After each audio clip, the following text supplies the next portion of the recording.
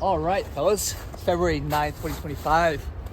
This video, I want to share 3 things that I learned after I officially failed my goal last year, getting promoted to an associate.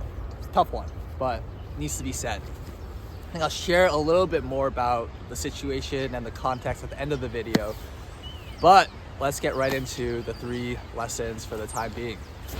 First thing that I realized is that big goals, big achievements, meaningful achievements require your focus and undivided attention. I've always known that I would want to be an entrepreneur of some sort at some point in time, whether that's in real estate, own real estate, which is the industry and job that I work in right now, or to operate some sort of business. And so when I graduated college, started working full time, I hit a point about 6 months in where I thought I had settled in and hit the next phase in my career where job was in a place where I felt comfortable and that I should, emphasis on should, begin exploring entrepreneurial opportunities, ventures. And the result of exploring certain entrepreneurial ventures is I got distracted from my work, and it was probably the most important time for me to buckle down at work to really establish my reputation among my colleagues. I instead got distracted and tried to explore other things, and the result of that is what I'm talking to you about today. Me missing my goals, mediocre results.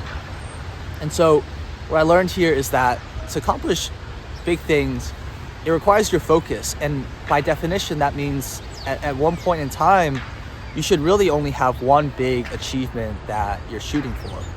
If not, like the situation here, I believe the result is incredibly mediocre. Okay, cool. Number 2 is social skills matter. When I look at the analyst and the associate before me, he just has an incredible social capability to connect with anybody, anytime, on anything. And I'd be the first one to admit that. I, in reflecting, know I have good social skills in a normal environment, in normal social situations, but in the workplace, it requires a new set of social skills. And how those social skills play out and the impact that they have is that it means you're always in front of the seniors, and by that nature, they know what you're working on, they know the impact that you're having, and they can see the growth that you're progressing on. That's something I think was incredibly lacking in my first 18 months. I at times felt nervous to talk to the seniors, felt scared to talk to the seniors, and sort of avoided giving them progress updates when that perhaps would have helped my development with them. And so the realization here is really don't underestimate the social skills. They're a little bit different from those in the normal world, normal environments, but don't downplay them. They're in fact probably more important than the technical skills that you see on the surface. All right, realization number 3, lesson number 3 is I've realized I have a tendency to never think I have or I am doing enough. This one's tough because when I slow down and think about it, by all measures, I'm in a great place.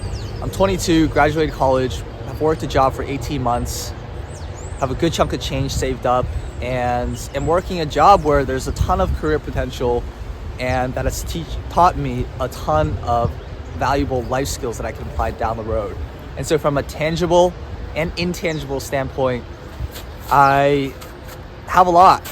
And I think the people around me, my family and my closest friends, try to have me recognize that. And I do try to acknowledge that. I feel like, truthfully, I am in a great spot. But what I think the important thing to point out here, maybe it's not necessarily that I've realized I have that tendency, but much more of coming to terms with that tendency. Now, I'm okay that I am constantly chasing more. That's because I've seen that tendency in a lot of successful people, that what they're doing might be a lot on the surface or a lot to the outside perception, but to them, they have a higher standard that they hold themselves to, and that they feel like what they have now should not stop them from shooting for more. And I say that not to toot my own horn, but I say that to say if you share that same tendency, don't let other people suppress that, because that's the same fire that will push you to go further than the average person. Now, I think this is dangerous in some forums of trying to constantly chase after more, but I think you have to frame it as, I'm not chasing after more things, it's chasing after more from yourself, for you to do more, for you to get better. It's about personal growth and having a growth mindset. So I think all in all, to say, appreciate how far you've come. I've made a video about that in the past. Appreciate how far you've come, but never settle.